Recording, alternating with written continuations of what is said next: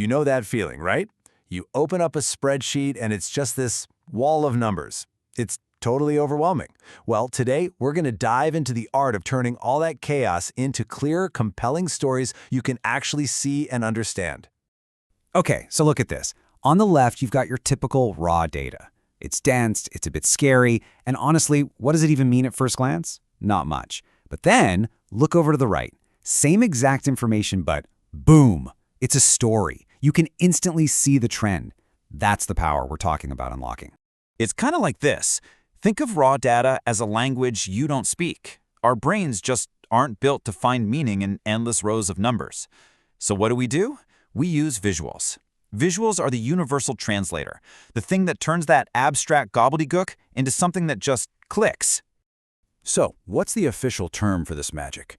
It's called data visualization, and it's exactly what it sounds like, turning numbers into charts and graphics. But here's the key thing. This isn't just about making things look pretty. The real goal is to communicate an idea, an insight, so clearly that anyone can get it. All right, so how do you know if you've made a good visual? Well, it really boils down to three key things. Think of them as pillars. First up is clarity.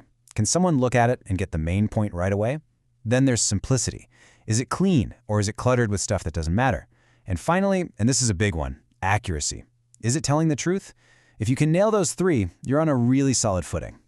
Let's go back to that whole language idea for a second. If data is the language, then charts, your bar charts, your line charts, those are the words. And just like in any conversation, picking the right word is everything if you actually want people to understand what you're trying to say. And here's a super simple cheat sheet for you. If your goal is to show how something changes over time, a line chart is your best friend. Trying to compare a few different things, a bar chart is perfect for that. And if you want to show how different pieces make up a whole, the good old pie chart is what you need. It really is all about matching the tool to the job. Okay, but what if you mess it up? What actually happens when you pick the wrong chart? You try to show a trend with a pie chart or something crazy like that? Well, it's actually a bigger deal than you might think. It's not just about confusing people. A badly chosen chart can straight up lie to your audience. It can tell a story that is just not true. So getting the design right isn't just a nice to have, it's a real responsibility. You gotta be accurate to keep people's trust. Okay, so you get the big ideas, you know which chart you need, but how do you physically make the thing? All right, let's open up the Storyteller's Toolbox and take a look. Broadly speaking, you've got two main routes you can go down. First, there are the no-code tools, something like Flourish. These are awesome because you can get started super fast, they have all these great templates, and you can make some really clean, engaging stuff. Then, on the other hand, you've got code-based tools like Python. This is for when you need to get really technical, maybe integrate your charts directly with your analysis or customize every little detail. All right, we've got the rules of the road, we know which charts to use, and we even have our tools picked out. Now it's time for the final piece of the puzzle, and honestly, it's the most important one, actually telling a story with it all. And the process is probably simpler than you're imagining. First, just start with one good, clear chart. Next, write down one single sentence that nails the main takeaway, like what's the so what of this chart?